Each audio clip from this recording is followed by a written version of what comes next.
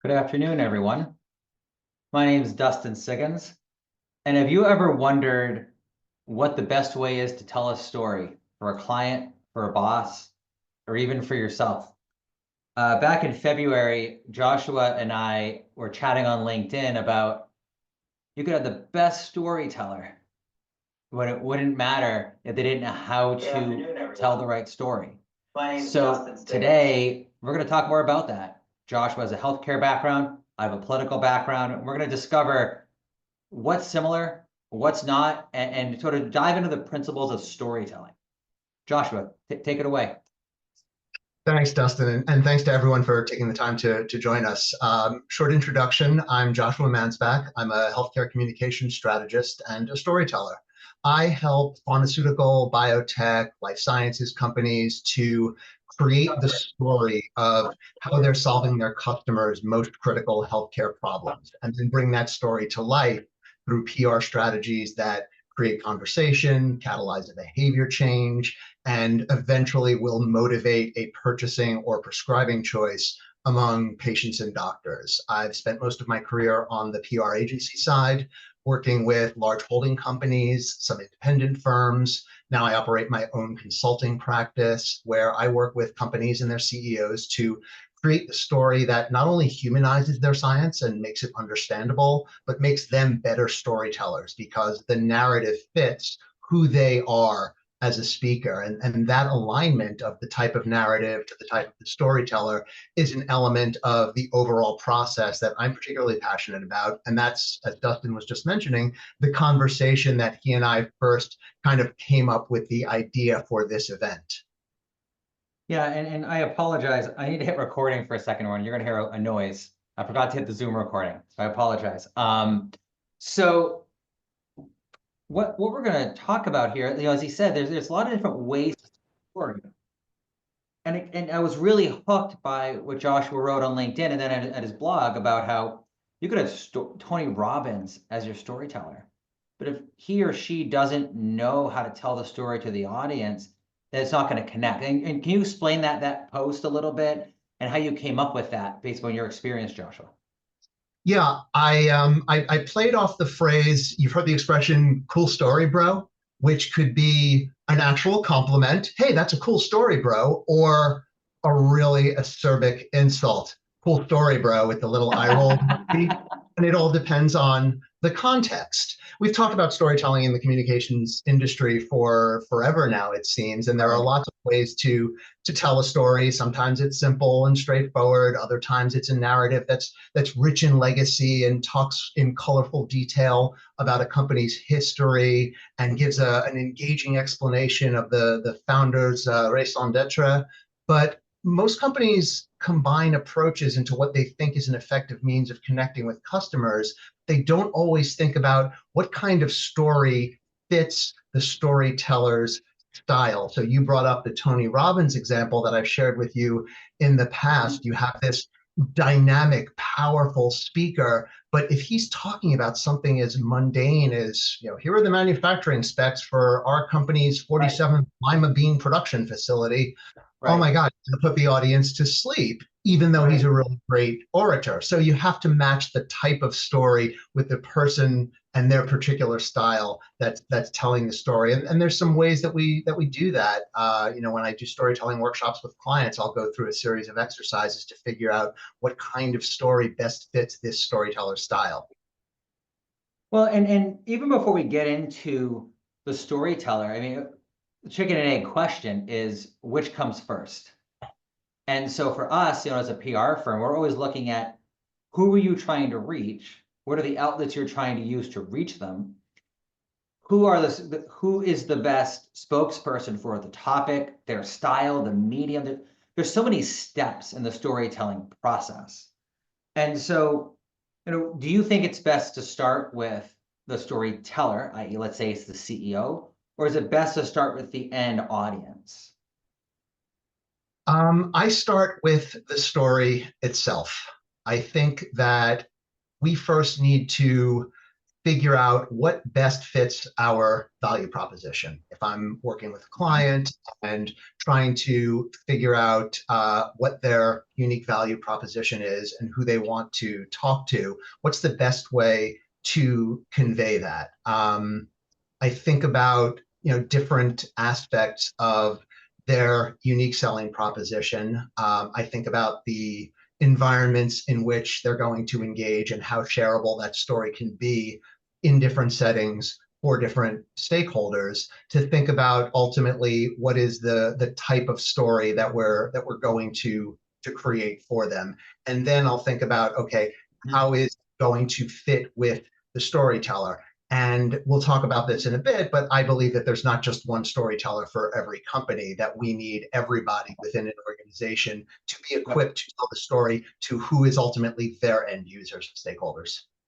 And the way we do that is we do similar to what you're talking about, the interview process, but also we dive deep and we get the client to say one sentence that there's their mission or their goal for the campaign. And then we take a step back and say, how widely can that be applied? How many audiences can we reach? And then how do we storytell to each audience in their own particular way?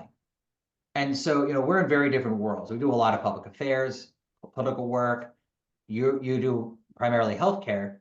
And so, we're not always going to speak the same way to the same people or using the same spokesperson. A CFO is going to speak different than a CRO or the CEO.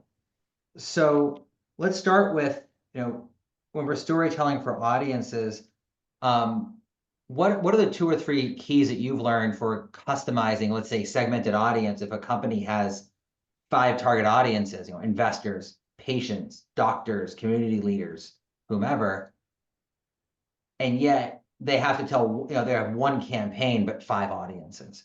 Now, how do you guide that segmentation?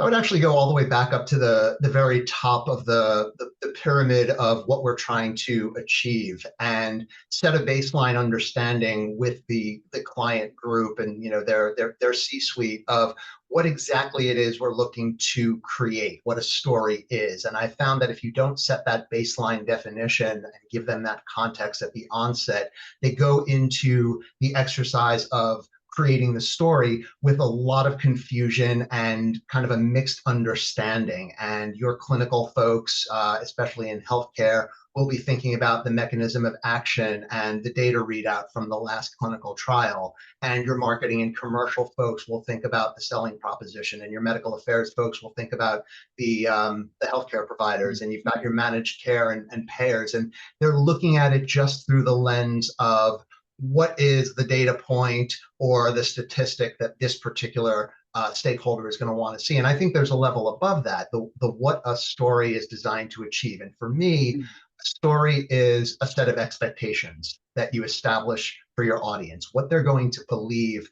about your ability to solve their problem. And that's universal. That's stakeholder agnostic. The story sets the expectation among all customers and makes them curious to want to learn more and connect with you. It becomes sort of the foundation for a relationship that's built on creating trust with each of your stakeholder groups across all of your channels. So whether you're communicating with whomever over a website or through a keynote address or a sales rep interaction, the core theme of the story remains a consistent anchor for your company, your identity, your values, and what you want to give as your reason to believe.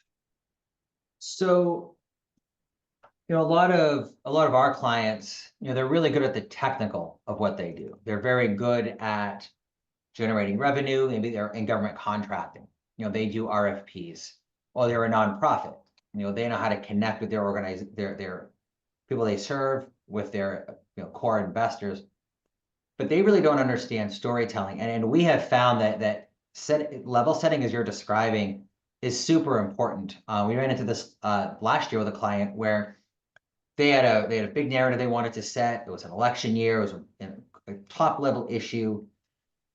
And we asked them for some key information. And because they didn't get it to us very quickly, we started to take action on our own. And it was a huge mistake. We crushed it for the client by any objective set of measures. But because we took action early, we made a couple of early narrative mistakes because we were kind of guessing. And it really burned that trust. And so on the surface, you could argue that the client was at fault. They didn't get us the information, but we failed to level set on what that story should be and how it should be shared. And so we learned that for this year. It was a similar campaign, apolitical this time, but with a national voice, a couple of national voices and several state level voices, where they were going to have tailored custom narratives. And we're being very patient this time. It's 6 weeks of lead up. So everyone understands the story, how it's being told, how it's being segmented, who are the spokespeople, so that, as you put it, the audience expectations are met when they first hear that narrative. And so it's encouraging me to hear what you're talking about, because it's easy for communications professionals to skip those early steps and try to jump straight into solutions. Mhm.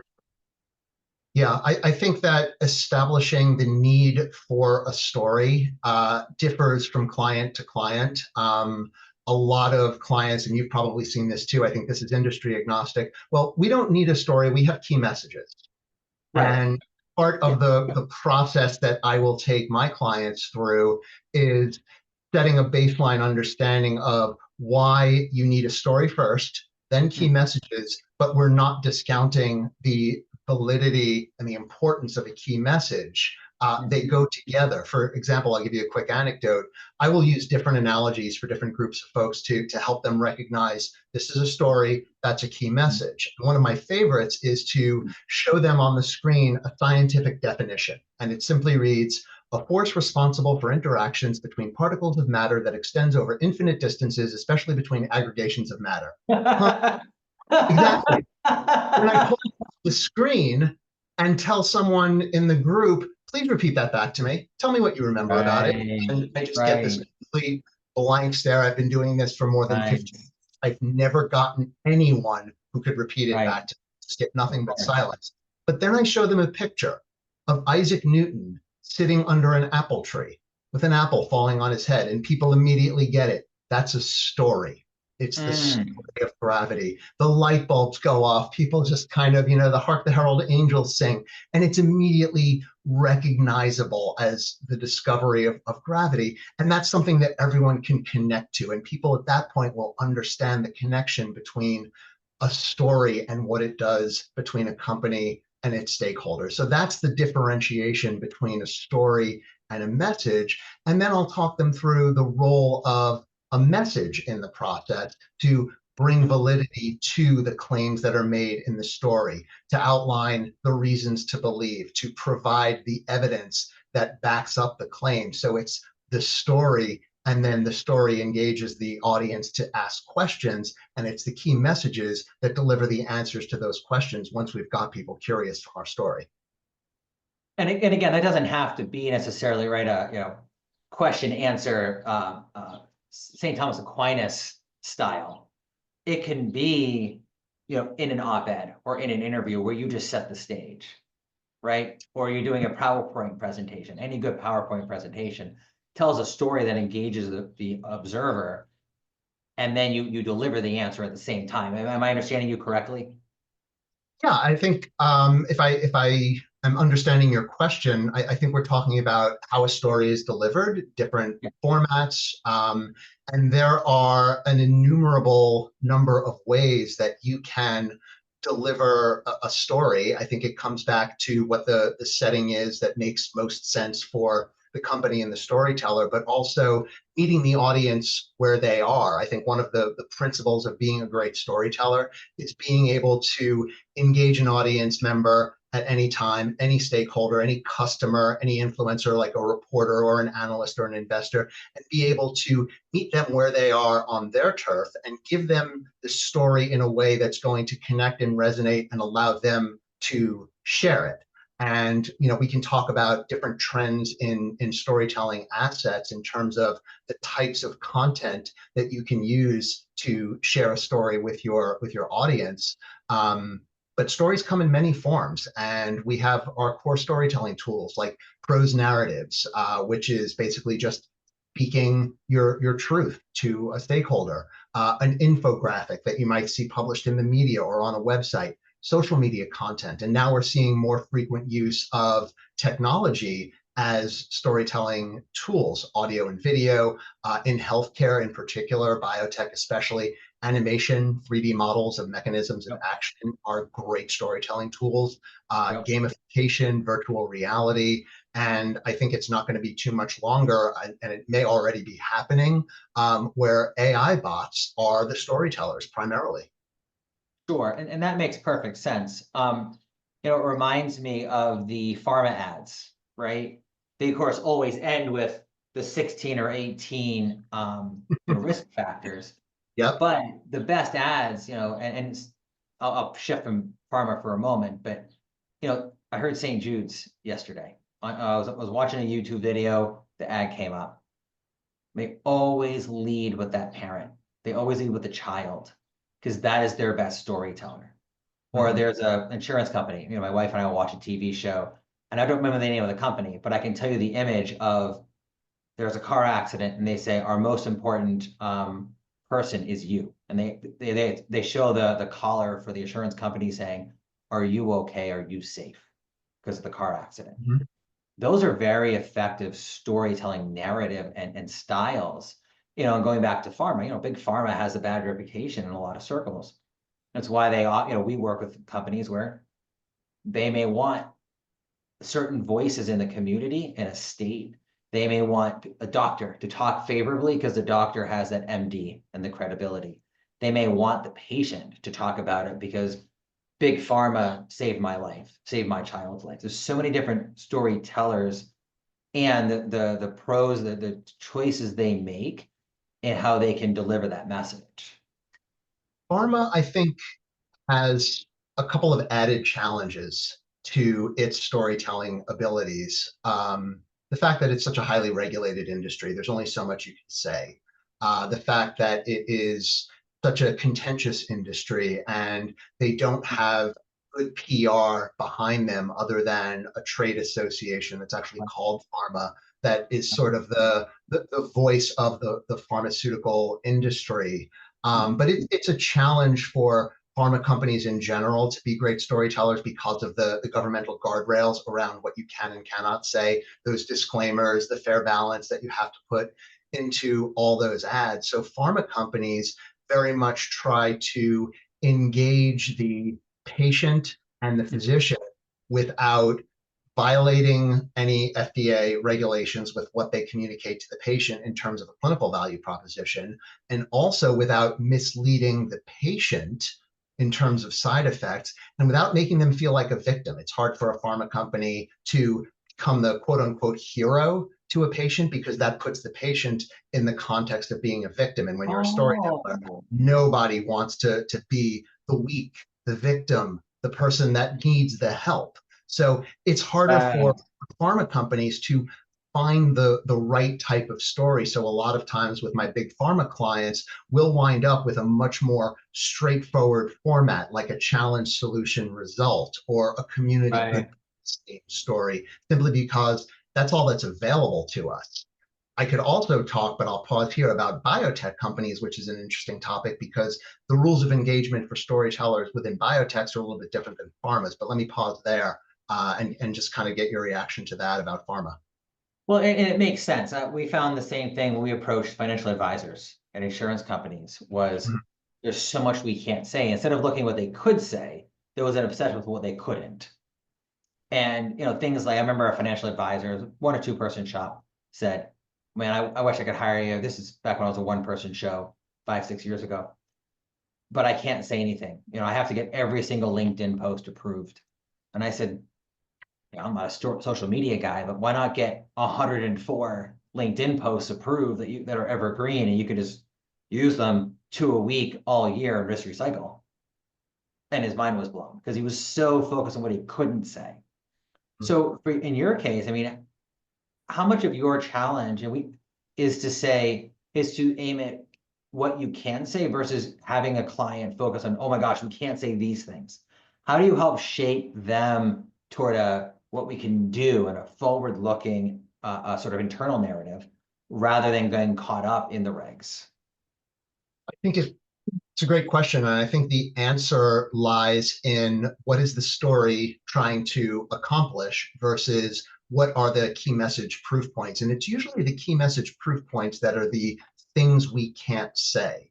The Hmm. company values aren't changing just because of FDA or SEC guidance. Hmm. The people that they're serving are not changing because of those governmental or political guardrails that are in Right. place. What's always constant is, for example, why the company was founded. What's its purpose? Why is this biotech innovator creating the offering that they are? And a lot of times in biotech, you're going to find that it's a father that was trying to find a cure for their child's condition or disease or ailment. And those stories are great because they don't change. They're evergreen. And their Hmm. reason for being anchors such a compelling narrative. Some companies really want to focus on showcasing their vision, mission, and values. And again, those don't change. That's their culture narrative. Um, Hmm. a lot of times, if we have a lot of guardrails, we'll turn it around and focus on the customer and present evidence of the values that the company has to serve the customers and the successes that we've created for customers. Those are things that we can say with confidence for the most part, aren't going to change unless the laws and the regulations change. The things that prove Right. all those claims are then the key messages, the reasons to believe, the results of the latest clinical trial. And we work Hmm. with colleagues in promotional and regulatory affairs. Some Hmm. companies call them MLR, medical, legal, and regulatory. And we'll figure out a way to contextualize the proof point within the confines of the story that makes sense, keeps it true to the science, and doesn't take away from the integrity of the work, but still fits Right. within the parameters of the law. So my wife and I, we have 5 children, and so I've spent a lot of time at hospitals in the last few years. Um, and there's 2 different hospitals where we've had our children. And as you're talking about these narratives and these messages, it's the great, Fair Oaks out here in Northern Virginia is part of the Inova system. And the moment you walk into that hospital, it's clear directions. Everywhere you go is very clear. And it reduces confusion. It gives you a positive feeling walking in there. When we go to the actual floor to have the L&D side of it, um, it's a warm welcome. A couple of the nurses remember us because we've been there more than once. There's that whole experience, that customer experience, so to speak, that is part of that narrative as well. Because no matter what I see on TV, it's what I experience at the hospital. The ads don't matter as much as the experience that then maybe I'm willing to share, or that I put online, or I put into social media, or I tell people about. So one of the things that communicators on LinkedIn talk about a lot is that narrative, the handoffs from the C-suite and the board all the way down to that frontline person are critical to ensuring message continuity. There was something that I heard in the anecdote that you just shared. Um, the theme that I got was the way that the hospital just sort of simplifies everything. The way they talk about the way that they're going to care for you, the way they're going to handle your case. From you talked about, everything is clearly labeled, the signage. That's part of a company's story. Right. I think one of the things that we probably both could say with confidence that we see our clients make mistakes with is not humanizing their story. Whether Yes. you're in a scientific field or in a political field, if you're Mhm. talking in jargon, and especially with doctors, if they're bombarding you with Mhm. medical terms, and you're a Mhm. parent or a soon to be parent, and you just want to know that your wife and newborn are okay, and they're hitting you with clinical terms, talking in jargon is so ineffective and so Right. off-putting for customers. I had Yes. a client doing a storytelling workshop with them, and one of the exercises that I do is a dissection of their lexicon compared Mhm. to their competitors' lexicons, and Yeah. you see what the Yes. ownable language can be. And I put Mhm. up on the slide 3 different bullet points from 3 different stories, one of theirs and 2 of their competitors. One said, "We're a unique game changing innovator with a bold and courageous vision." The other one said, "We're a creative next generation pioneer with a novel breakthrough strategy." The third said, "We're a rare luminary making a quantum leap into a visionary realm." And then I asked everyone to please choose which one belonged to them and their company's story, and nobody got it right. Well, and that's part of the problem too, is that so many people, especially in the last 20 years, I'm 39. My generation was could have raised culturally that everyone should be the next app maker, technology driver, etc. When most businesses are 1, 2, 3-person shops, or the pizza shop, mechanic, the graphic designer, they're not, and simple. Pizza is come here for a good time. A babysitter, the real narrative of a babysitter is marriage counseling for $9 an hour. That's the real narrative of a babysitter. My wife and I are going on a date tomorrow, and we have 2 babysitters coming over. It's not because they're going to watch our kids. It's because my wife's birthday is this weekend, and this is our date time. And so to your point, when you make those messages as simple as possible, you stand out because everyone else is using jargon. They're using this flashy language when you're just getting right to the heart of it. Yeah, I wrote an article a few months back called "The Burden of Jargon," and the whole crux is, regardless of the type of story that you have, it still has to be humanized, especially in an industry like mine, science, healthcare, Yeah. technology.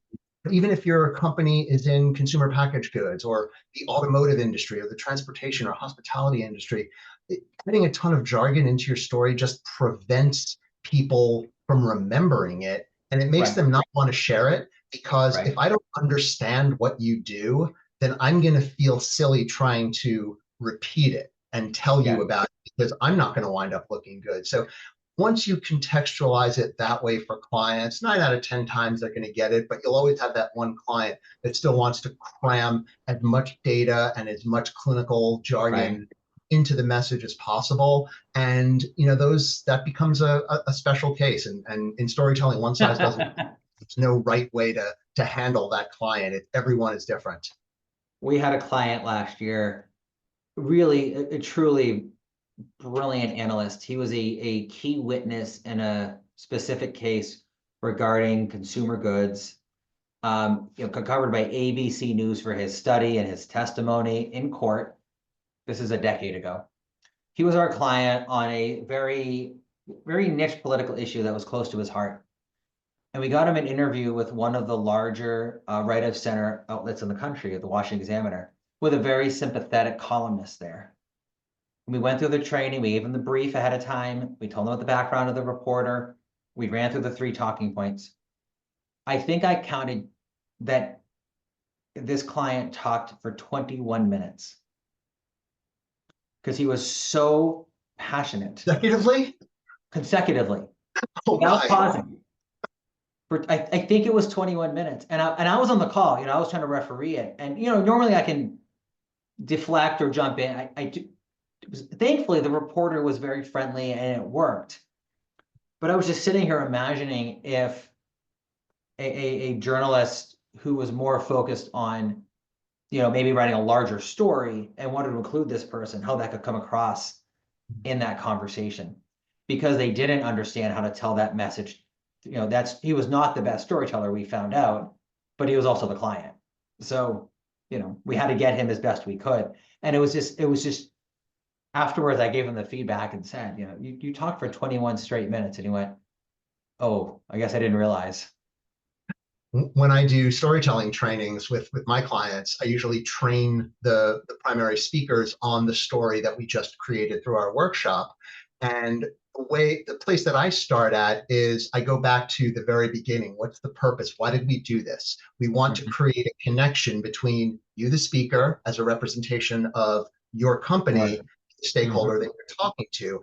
And the way Smart. I offer the training to them is to think about what's going to be most effective to form a connection. And the analogy that I draw is to think about a conversation with a friend. It's organic. You're telling them a story about your weekend, for instance. You're not exchanging key messages about it. Or if someone asks you, hey, how'd you get Yes. started in your career? Or how did you meet your significant other? You're not going to go through a list of talking points about your first job or your first date. You're telling a story. And that's really the context that I found in most cases will be helpful to level set the speaker. Okay, I understand the difference, because not everyone is a storyteller. That's No. why what we do as Right. communicators and PR pros is such a valuable piece of the overall business paradigm when we're working within a C-suite. Well, and I wrote a piece for a business magazine on 7 ways to repurpose your content. If I had written that piece for PR Daily or PR Week or the Drum, they wouldn't have even given it a second look. They would have looked at the pitch and said, not even a first look. They would look at the pitch and said no.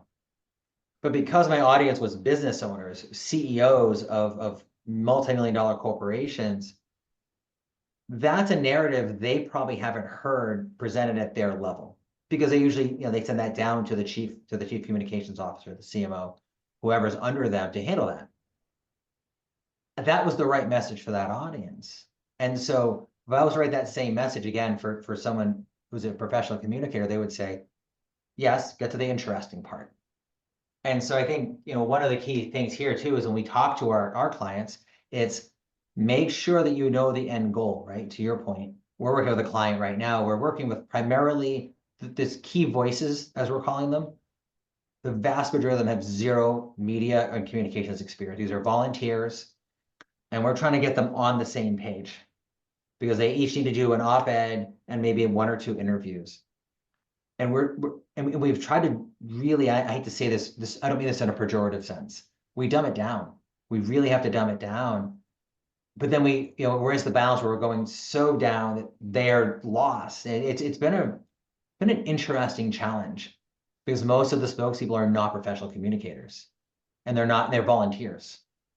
It is a challenge when you first tell a client that their story isn't effective for one reason or another. They don't believe you, and they Right. can't fathom that not everyone understands their story, and they're even less likely to believe that their own personal storytelling skills are to blame. I'm a CEO, I'm a great storyteller, but when doing perception audits with our stakeholders, we'll call media, investors, various customers, physicians, KOLs, and we'll get feedback like the technology Wow. will be great, but it's far too complex, or I don't understand why they did that, or the worst one, the CEO isn't an effective spokesperson. And then Right. we have to retrain the spokesperson to even think about it a level, as you said, dumber down than being a storyteller, being a conversationalist. Right. It's just simply a question of having a chat with somebody and telling them an anecdote about your work. If someone says to you, what do you do? And you tell them, well, my job is to generate synergies to navigate the complexities of an ever-changing landscape. They're like, yeah, okay, great. But what has to be happening for someone to yell, oh my God, where's Dustin? It's really a Yes. challenge if people Yes. don't understand what it is you're talking about and you're sitting there thinking that they do. We've got to get them on the Right. same page. Well, our tagline for my company is "We put you in the press," right? And we modified it a couple of years ago. We put you in the press to build trust and accelerate marketing outcomes. Because it's as concrete as we can make PR, earned media. And some people have criticized it because the ideal tagline talks about the value of your solution, right? Healing bodies, making policy change, whatever that is, making America great again.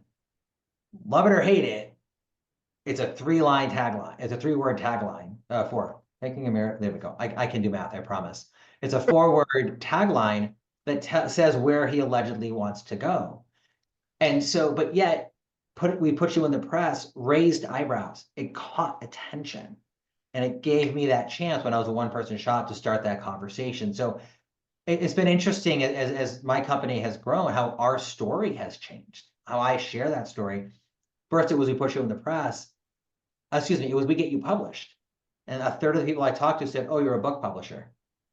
So we changed it. We made it, we put you in the press. When we shifted from serving B2B, founder CEO companies to serving the communications industry, well, then we had to change exactly what we put you in the press means. It's not you, Joshua, it's Joshua, your client. And so how we've explained that has changed at least 3 times in the less than 7 years I've owned my company.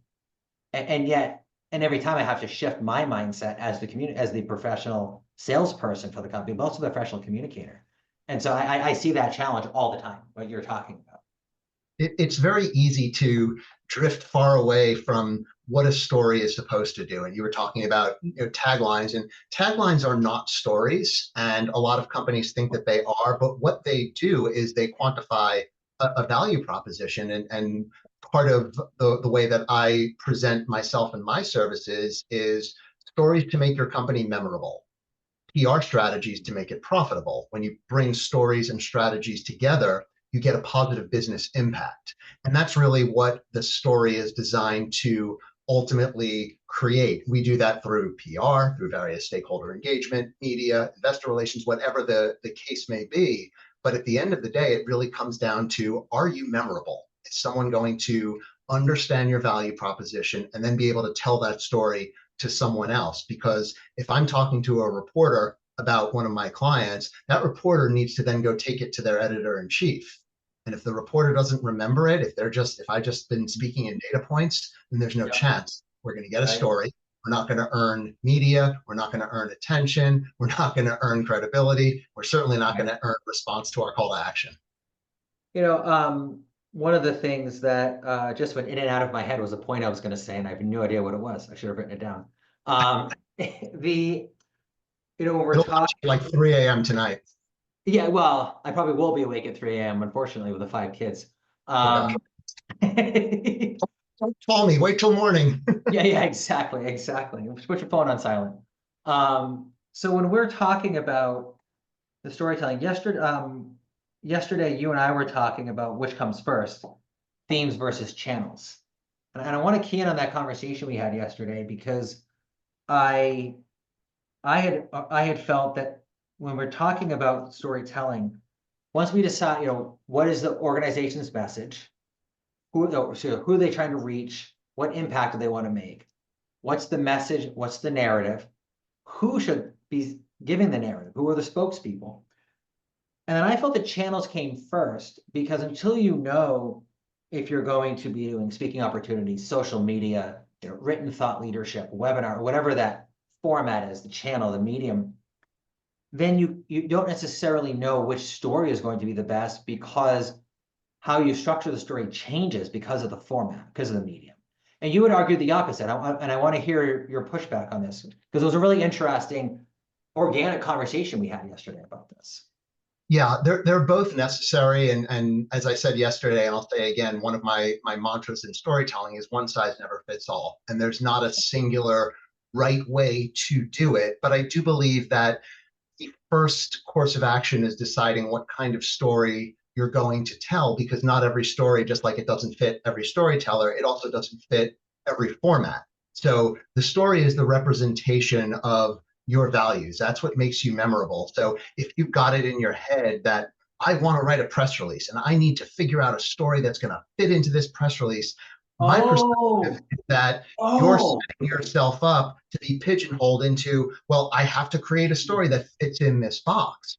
I'll go back to one size never fits all. So you can tell stories in 100 different ways. I try to distill it down to a core half dozen examples that I'll give to my clients. And then in the course of our workshop, we'll figure out which one of them is best. And that's sort of the overarching theme, the way the story will be presented.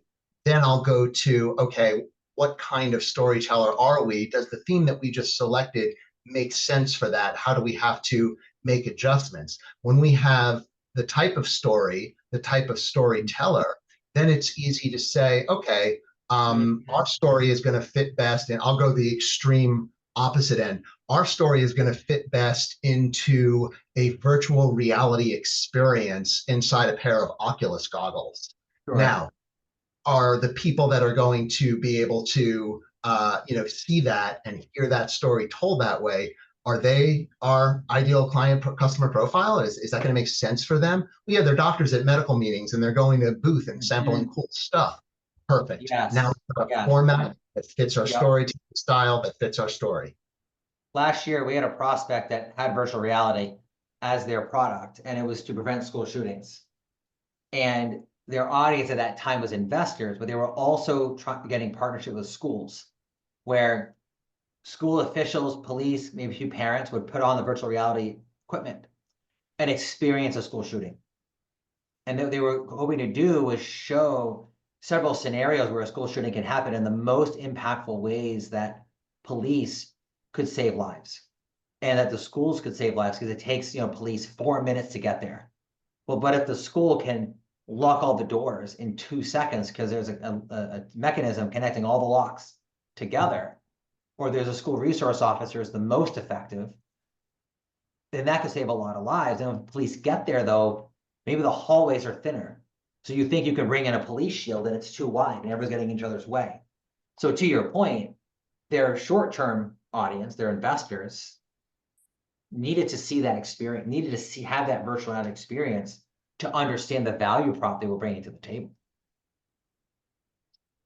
It's a really interesting anecdote, and kind of taken me a bit to sort of wrap my head around the different nations. No, but I think a couple things, but what it really came down to for me was it goes back to that one size doesn't fit all, and it really depends on what is it you want to have your story accomplish. What's the business impact, and that impact in healthcare more often than not, it's either revenue or investment funding, but it's something monetary. But what you were trying to accomplish with that client in your anecdote, it's a much deeper, more powerful, more meaningful connection, because school shootings are way, way, way, way, way more important and impactful than any sort of profitability.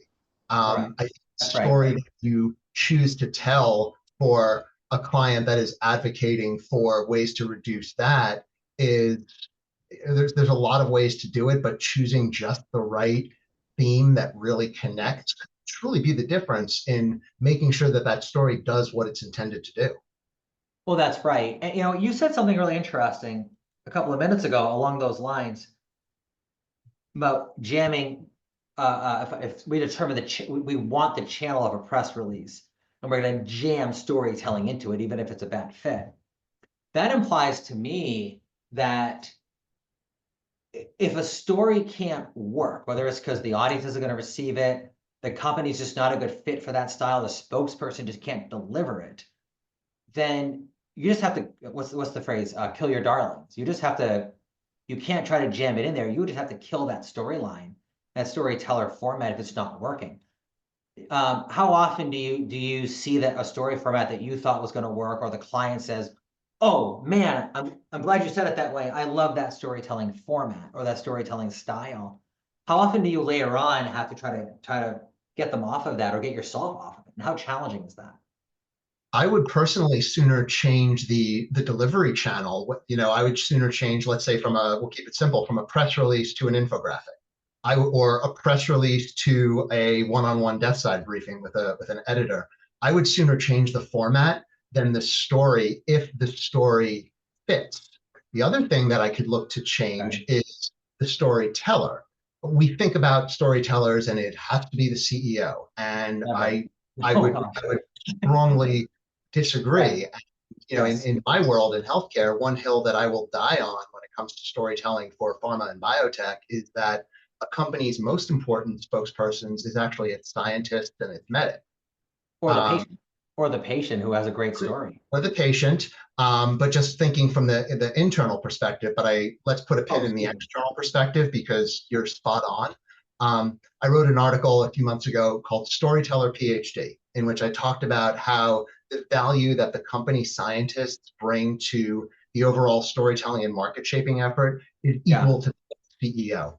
And the key point to take away was that as communicators, as PR pros, we need to make chief medical and the chief scientific officers into great storytellers. So if that scenario that you just outlined, where the story isn't working or the delivery format isn't working, I will check a number of boxes. And one of those boxes is it not working because we've got a CEO or a CFO where there should be a CMO?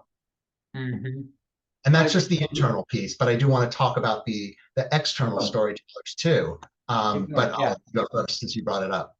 No, go. Take it away. Well, you brought up patience, and one of the first things that I learned early in my career was your story is effective when you tell it well. Your story is more effective when someone else tells it well for you. And having the credibility of a patient spokesperson is powerful. Pair that spokesperson with their physician, and you've just doubled your superpowers. Pair that physician with their academic institution or a professional organization, and you've tripled them. So the more you can create a sort of a cluster, the more channels you're going to be able to reach, because the physician can get that story into their medical channels. The advocacy organization can do the same. The patient on social media for a more consumer adaptation of the same narrative. So you're telling the same story 3 different ways through maybe 9 different channels, and you're really maximizing the impact. So that internal and external storytelling blend, quite powerful. And our version in public affairs and politics would be maybe a doctor op-ed series in key states to pressure senators and members of the House of Representatives to push legislation or stop legislation. In some states, maybe you say, this would help your state. In some states, you say, hey, if you do this, it's the wrong choice. You have the positive and negative narratives that are being pushed. Meanwhile, your lobbyists are going behind the scenes, maybe to regulators and to the lawmakers themselves, the lawmaker staff. And then you also might have some academics making the news circuit. And so you have 4 or 5 different sort of segmented narratives being spread, because again, you also need that touch point component. I heard the doctor say this, I saw the academics say that, 5 of my constituents talked about it on social media, and 6 more sent me letters. And then the lobbyist came in the door and with a leave behind that my staff was convinced was pretty good. They're hearing that narrative so many different ways now. And that's where I think the power of PR and what we do when we're not creating stories is so important, that you can't just have a story and then say, okay, I'm done. But it's that strategic marriage of storytelling plus strategy that's going to achieve your not only your communications goals, but your business objectives. And whether those objectives are, again, it could be revenue or generating investing funding, it could be passing legislation. You need the 2, because if you just have a story but no amplification, and there's no echo chamber to make it resonate, then what was really the point of having the story? Well, and the point of having the story, right? So we both have clients. Even the organization I mentioned earlier about related to school shootings, they wanted, they needed money, right? They were trying to raise investor money. You talked about hospitals or pharma, and they're trying to get investors, but they're also trying to save lives or improve lives in some capacity, right? I mean, anything that at least doesn't theoretically improve lives is probably not going to get purchased in the marketplace. Even cigarettes, can calm people down, so I hear. Social media. There's lots of data showing that social media is bad, but it does connect people. It allowed you and me to meet. And so when we talk about that, one of the we've talked about how to make an impact, but words like storytelling, it's one of the big challenges I've written about recently, and actually a LinkedIn Live conversation about this last week, was how to go from speaking comms to speaking C-suite, to really to telling our own story, not just so they hire us, but so they listen to us during a campaign. And so how do you mentioned earlier, and I forget the exact phrase, but storytelling plus this equals impact. How hard do you find the word storytelling? Let me back up. You use storytelling, so you find it effective. Help me understand how you make that effective, because I would find that challenging in trying to get someone to really identify with storytelling as part of a bottom line impact.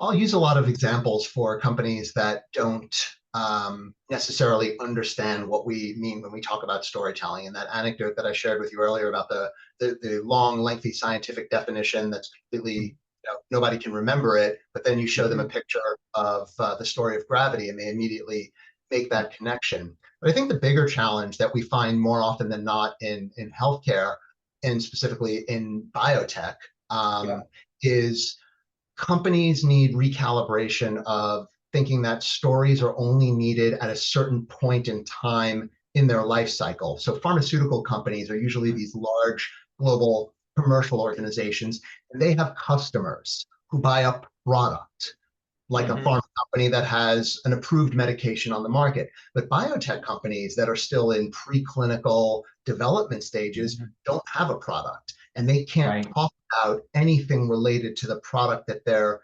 developing if it even has a proposed indication at that point, because the FDA Right. will completely put the kibosh on it.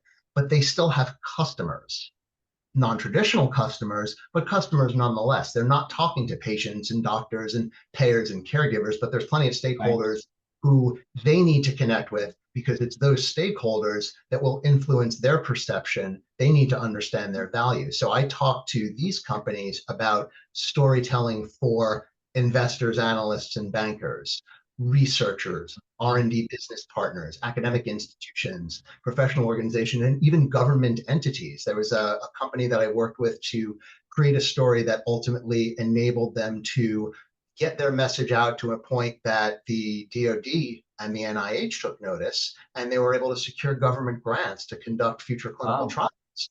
So the power of storytelling to impact customers beyond who companies think of as their ICPs, their ideal customer profiles, I think that's the important point to make in order to help companies see what a story could do for them versus just having a few data point key messages that are outlined in a press release. I had a conversation last year with a government contractor, an IT agent, IT firm, and they were making the transition from pure IT to customer service, but adding an AI component. And they had a special term for it. I don't remember what it was. But as I met with, I think it was their CFO or COO, I forget who it was. Remember the coffee shop better than I remember the conversation. They didn't end up moving And forward good with it. coffee. Well, they were really trying to figure out how do we move to that next level, and they didn't really have a marketing. They didn't have a comms shop. I think they had one marketing person, and half of that job was done by the CFO or the COO. I mean, it just wasn't there wasn't a dedicated communications team, even though they had 450 employees. And one of the things that they talked about is how in the RFP process for GovCon, most government contractors think they don't need communications because it's all about the RFP. But if there's 30 or 50 or 80 companies filling out the RFP, how are you going to stand out? And he told me that 2 or 3 of their senior people, including himself, had worked on the government side. They had been in the shoes of the people they were trying to convince. And I said, well, why not make that part of your story? Why not make sure that when you do the final review of the 80-page RFP, that you customize even just in small ways so that government contract officer can read the RFP and read more than just they check the boxes, but there's actually a story there that you will thus stand out because everyone else is just doing the same dry stuff. But if you create even a little bit of a story, you're the one-eyed man on the island of the blind. Yeah, I like that analogy. I might have to steal that from you. I stole it from my father, so you can keep it going. All right, yeah, pass it down. I've been hearing that phrase since I was about 5. So It's a good little piece of advice. I think that what we learn from our parents, what we inherit from our fathers and our mothers is it's they're anchors for life. And you know, it sort of goes to the theme of this conversation, the story that they tell us. I can't tell you how many, if you really like go into my Substack and dissect some of the things that I talk about, I could probably pick out a dozen with ease of these are lessons that my dad taught me, and they translated oh, to business and to storytelling. oh my gosh, I'm always torn on that concept because not on the concept, but on what I think about it because I'm an independent adult. I'm 39 years old. I should be independent. And yet earlier today I was on a Zoom call and I felt my father coming out of my physical mannerisms. Or I realized my mother died of cancer in December, and during the course of watching her and my father go through this process, I realized that part of the reason I was able to look at the bullies of my childhood with compassion is because I watched my mother, who grew up in an abusive household, love her parents and her siblings. And that was a story she told me without using words. And What? so, good. Oh, no, no, please finish. I'm sorry. No, so it's interesting because I like to think I'm an independent adult. I have 5 of my own children. I run a successful business. And yet, if you trace it back, there's, and our, the millennials use terms like generational trauma, but there's also just generational successes that just play themselves out. And then, of course, you have to integrate them in your own way, good and bad, to become that independent person. Tell your own story. One of the great lessons that my dad taught me over the years, and it's not his own, like he learned it from other thinkers and philosophers, but the secret to building relationships and connecting with people is making the other person feel important.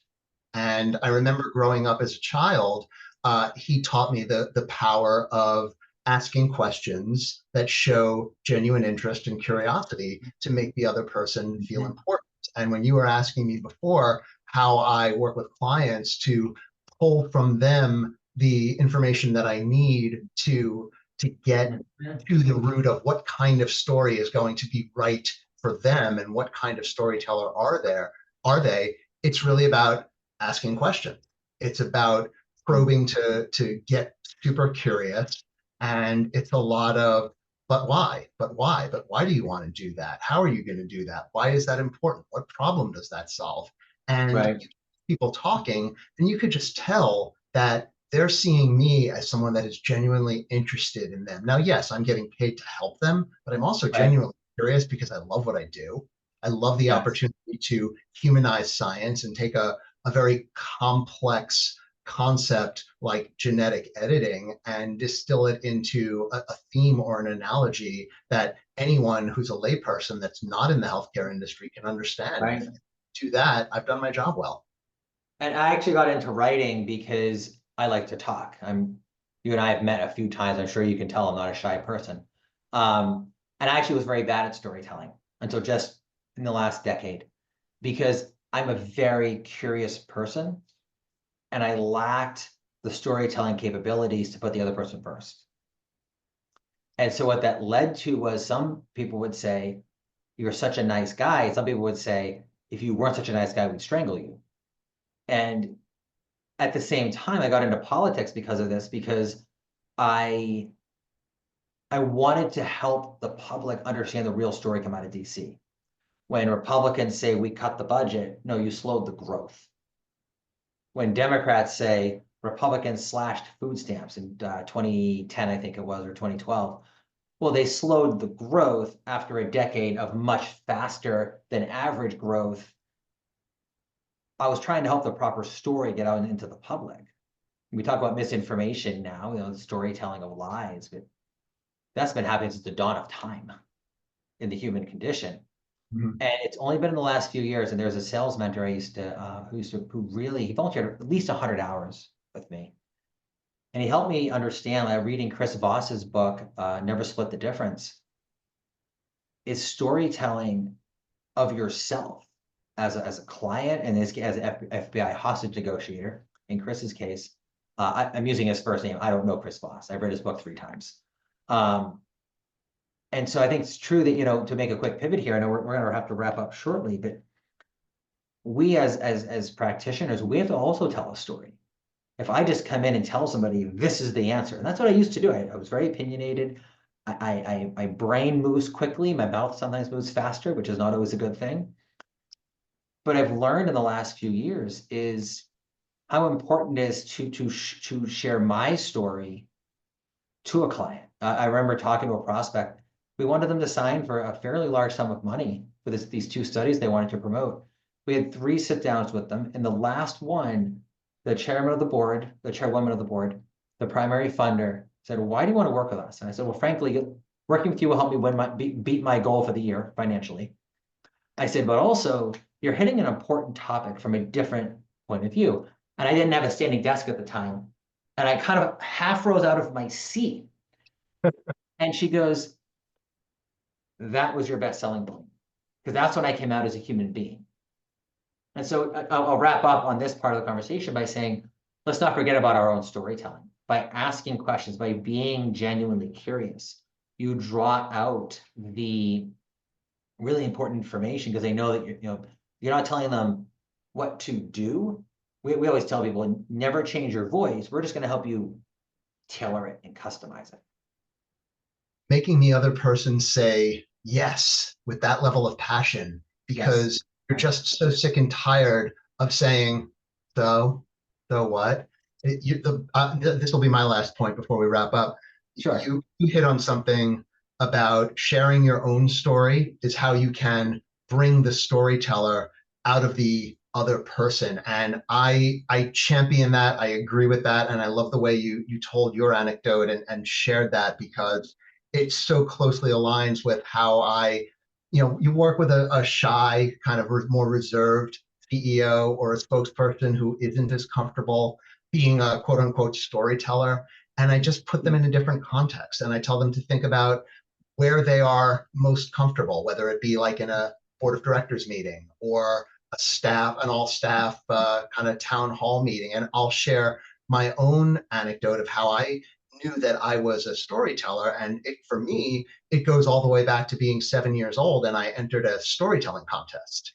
And at Oh, 7 years old, I entered the citywide, I'm from New York City, the citywide storytelling contest, and I won. wow. And it wasn't my own story. You had to memorize a fable I memorized Story of the Lion and the Mouse by Aesop. Mhm. And I got up on stage and I didn't just read it, I didn't just speak it, I told a story. Right. And he told me how to do that. I just sort of did it. When I got older and I got out of school and I was in my first career and I was on the radio, I started out on the media side of our business. And I felt like a storyteller then, which translated really well into what I do now. So I share that with Right. my clients. They kind of see how the parallels of their personal lives make them storytellers. And I think that Right. that is sort of where we wind up in being communications counselors and thought partners to our clients. We help them become storytellers by showing them how we did it. I think that's a great place to end. Yeah. Brings us back to the very beginning of what does it mean to be a storyteller. Well, and again, there's so many stories to tell. I Mhm. often set a client at ease by telling them the first time I got into national media, I'll never share it with them. It was a complete disaster. It was in 2009. It was before I was a PR person. But when I share it, I just share it sort of a slightly longer story than I just said now, but not much longer. They chuckle. My story has now become their story. And similarly, the best storytellers are those who relate to the audience. If you have a nerd, have him or her speak to the nerds. If you have a Tony Robbins person, have them speak to the public. We have to make sure that storytelling is not only a strategic sense, but also executed well to ensure that we're reaching the end audience with the right message. It's a conversation, not a performance. And I think that the more CEOs and spokespersons that are able to get comfortable with being uncomfortable in a setting that might not be too familiar for them, the better off they'll be by remembering that they're not there to give any sort of performance and they're not being evaluated or graded. They're just having a conversation. And I thank you for this one because I think this has been a great conversation with a couple of people sharing stories about PR. Yeah, I think it's been a lot of fun. And I just want to close by telling everyone, when Joshua first presented this to me, I was like, I don't know, I guess. I hadn't really thought through stories, right? Right. I mean, I was kind of like, I guess, but it was such a philosophical approach to something I've always looked at from a more tactical execution standpoint. And I'm really glad we drew back on it to then come back in because it's been really interesting. So thank you. And we'll probably do another one, folks, on this, talking about the hero of the story, probably early July. So we'll have a LinkedIn Live. We'll promote it ahead of time.